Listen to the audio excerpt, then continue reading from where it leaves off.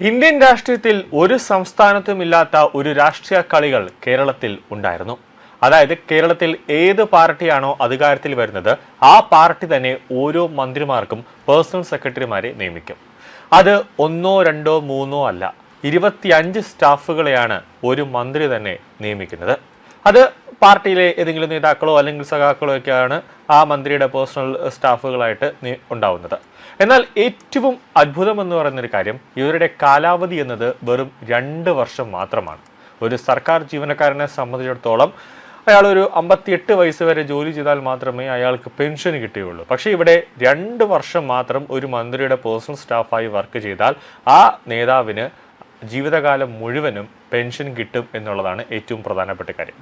അതിനുശേഷം, അതായത് ആ 2 വർഷം കഴിയുമ്പോൾ അടുത്ത 2 വർഷം അടുത്ത ആളുകൾ കയറും. അങ്ങനെ ഒരു 25 ഒരു 50 പേരെങ്കിലും ഒരു മന്ത്രിയുടെ പേഴ്സണൽ സ്റ്റാഫിൽ ഈ 5 വർഷത്തിൽ ഉണ്ടാകുമെന്നതാണ് ഏറ്റവും പ്രധാനപ്പെട്ട കാര്യം. അതുവഴി 2 വർഷം ഇരുന്നവർക്കും അതിനുശേഷം കയറിയവർക്കും പെൻഷനും മറ്റ് ആനുകൂല്യങ്ങളുമൊക്കെ ലഭിക്കും. ഇതുവഴി കോടിക്കണക്കിന് രൂപയാണ് ഖജനാവിൽ നിന്നും ഓരോ മാസവും ഇങ്ങനെ ചെലവാകുന്നത്.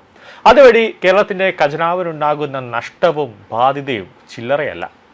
ഈ ഒരു രാഷ്ട്രീയ നീക്കം, അതായത് ഈ ഒരു നീക്കം രാഷ്ട്രീയ നേതാക്കൾക്ക്, അതായത് മന്ത്രിമാരുടെ പേഴ്സണൽ സ്റ്റാഫുകൾക്ക് ഒരു ലോട്ടറി തന്നെയായിരുന്നു. ഒരു വെറും ലോട്ടറി അല്ല, ഇതൊരു ബമ്പർ ലോട്ടറി തന്നെയായിരുന്നു ഈ മന്ത്രിമാരുടെ പേഴ്സണൽ സ്റ്റാഫ് ഉദ്യോഗസ്ഥർക്ക്.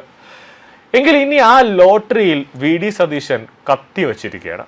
മന്ത്രിമാരുടെ പേഴ്സണൽ സ്റ്റാഫിന്റെ പെൻഷൻ ചട്ടത്തിൽ മാറ്റം വരുത്തിയിരിക്കുകയാണ് UDF സർക്കാർ.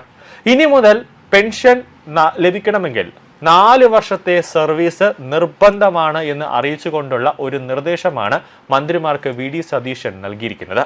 ഒരു മന്ത്രിസഭയുടെ ഏതാണ്ട് ഭൂരിഭാഗം കാലത്തും സർവീസ് ഉണ്ടെങ്കിൽ മാത്രം പെൻഷൻ നൽകിയാൽ മതിയെന്നാണ് സർക്കാരിന്റെ തീരുമാനം. 2 വർഷം കഴിയുമ്പോൾ നിലവിലുള്ളവരെ ഒഴിവാക്കി പുതിയ ആളുകളെ നിയമിച്ച് 2 പേർക്ക് പെൻഷൻ നൽകുന്ന രീതിയും ഇതിലൂടെ ഒഴിവാക്കും. അതേസമയം പുതിയ നിബന്ധനയ്ക്ക് മുൻകാല പ്രാബല്യം ഏർപ്പെടുത്തിയിട്ടില്ല. നിലവിൽ 4 വർഷത്തിൽ കുറവുള്ള സർവീസിന് പെൻഷൻ ലഭിക്കുന്നവർക്ക് അത് തുടർന്നും ലഭിക്കുന്നതാണ്.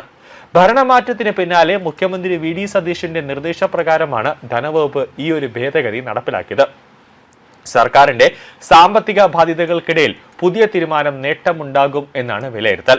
ഒരു സംസ്ഥാനത്തിന്റെ മുഖ്യമന്ത്രിമാർ, ചീഫ് വിപ്പ് തുടങ്ങിയ പദവിയിലുള്ളവരുടെ പേഴ്സണൽ സെക്രട്ടറിമാർക്ക് പെൻഷൻ നൽകുന്ന രീതി കേരളത്തിൽ മാത്രമാണ് ഉണ്ടായിരുന്നത്. 1994 കെ കരുണാകരൻ സർക്കാരാണ് മന്ത്രിമാരുടെ സ്റ്റാഫിന് പെൻഷൻ ഏർപ്പെടുത്താൻ തീരുമാനിച്ചത്. 1982 മുതൽ മുൻകാല പ്രാബല്യവും നൽകിയിരുന്നു.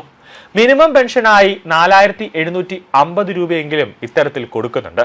ഏതാണ്ട് 400ഓളം പേർ മന്ത്രിമാരുടെ പേഴ്സണൽ സ്റ്റാഫിൽ രാഷ്ട്രീയപരമായി നിയമിക്കപ്പെടാറുണ്ട്.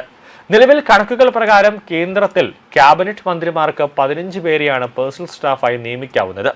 തമിഴ്നാട്ടിൽ ഒരാളെ മാത്രം സ്വന്തം ഇഷ്ടപ്രകാരം നിയമിക്കാനുള്ള അനുവാദമുണ്ട്.